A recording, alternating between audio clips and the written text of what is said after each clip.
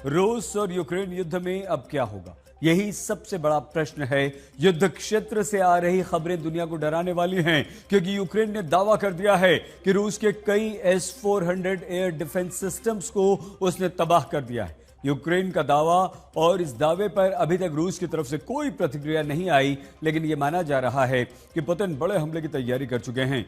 यह हमला यूक्रेन पर नहीं बल्कि पूरे यूरोप पर हो सकता है। जर्मन सेना के टॉप जनरल ने ऐलान किया है कि यूरोप और रूस के बीच महायुद्ध किसी भी समय शुरू हो सकता है। तो क्या अगले कुछ घंटों में यूक्रेन और रूस का युद्ध नेटो बनाम पुतिन युद्ध में बदल सकता है?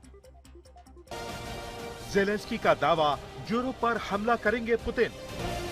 जर्मन जनरल का रूस पर सनसनीखेज ऐलान। युद्ध हुआ तो नेटो के 8 लाख सैनिक तैयार। यूक्रेन का दावा, रूस का S-400 तबाह किया। रूस के राष्ट्रपति पुतिन कुछ बड़ा करने वाले हैं। अगले 72 घंटे में यूरोप पर होगा रूस का हमला। रूस यूक्रेन युद्ध को लेकर जो नई खबर आ रही है, उसी खबर में रूस और नेटो के बीच महायुद्ध के संकेत छिपे हुए हैं, क्योंकि नेटो की मदद से यूक्रेन ने रूस के एयर डिफेंस सिस्टम में सेंध लगाने का दावा किया है। यूक्रेन का दावा है कि उसने रूसी S-400 air defence missile system को तबाह कर दिया है। दावे के मुताबिक 14 नवंबर की सुबह रूस के नोवोरोसियक पर हमले के दौरान 4 S-400 लॉन्चर और 2 रडार सिस्टम को बर्बाद कर दिया है। बड़ी बात यह है कि S-400 को दुनिया का सबसे शक्तिशाली एयर डिफेंस सिस्टम माना जाता है। यूक्रेन का यह दावा नेटो के उस ऐलान के बाद आया है जिसमें जर्मन सेना के टॉप जनरल ने रूस के खिलाफ 8 लाख सैनिकों को उतारने की बात कही थी।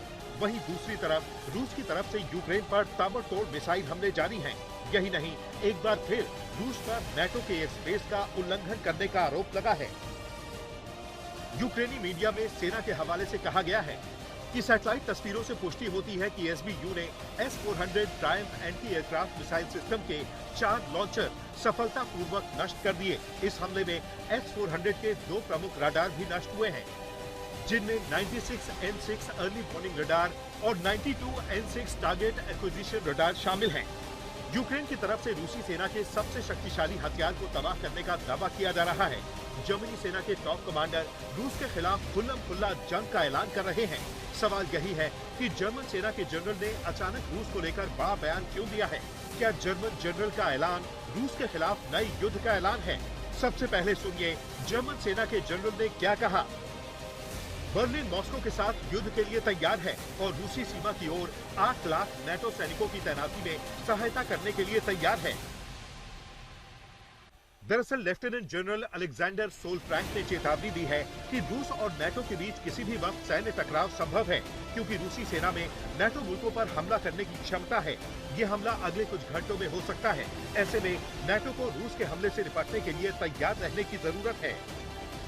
जर्मन सेना के जनरल सोलफ्रैंक के मुताबिक रूस के हमले से निपटने की रणनीति पहले ही बनाई जा चुकी है। इस रणनीति को ऑपरेशन प्लान जर्मनी नाम दिया गया है।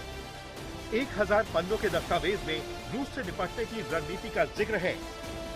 ऑपरेशन प्लान जर्मनी के मुताबिक नेटो संधि के आर्टिकल 5 के तहत मॉस्को के साथ युद्ध की स्थिति में बर्लिन जवाबी कार्रवाई करेगा।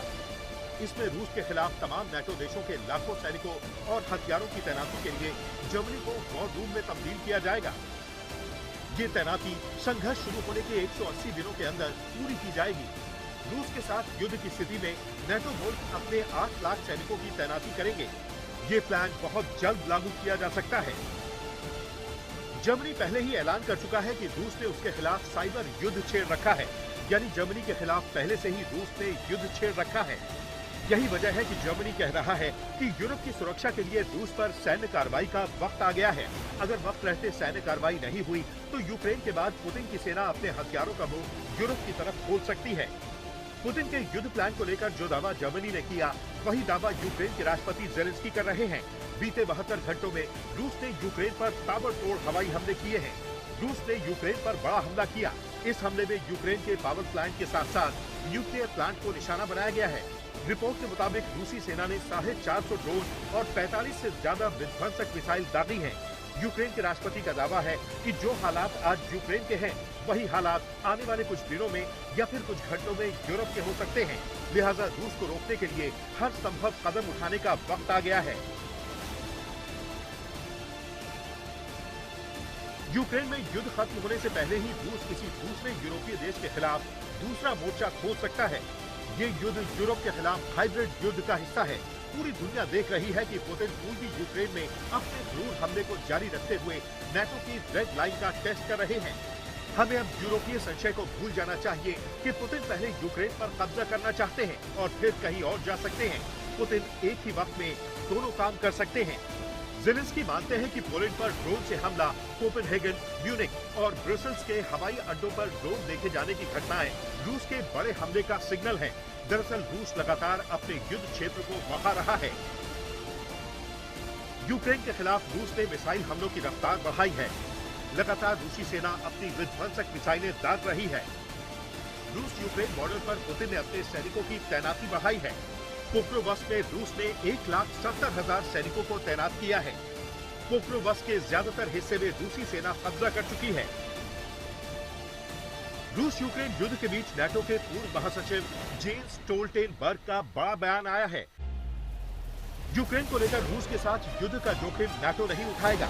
मुझे नहीं लगता कि नाटो अपने सैनिकों को यूक्रेन भेजेगा, क्योंकि इससे रूस के साथ सीधा टकराव हो सकता है।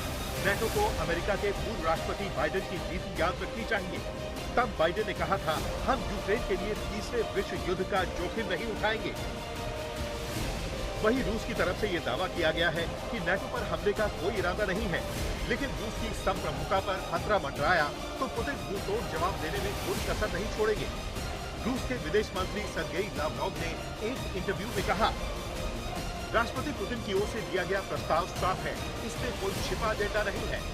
रूस ने अमेरिका के साथ न्यू स्टार्ट संधि खत्म करने के बाद भी रणनीतिक हथियारों की संख्या पर लगी रोक जारी रखने का प्रस्ताव दिया है। हमने अपनी ओर से ये प्रस्ताव दिया है, लेकिन अभी तक वॉशिंगटन की ओर से कोई ठोस जवाब नहीं आया है।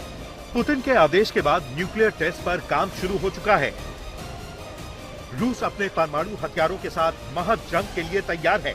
अब देखना यही है कि नाटो की धमकी सिर्फ पुतिन पर दबाव बनाने के लिए है या फिर अगले कुछ घंटों में नाटो बनाम रूस की जंग छिड़ सकती है।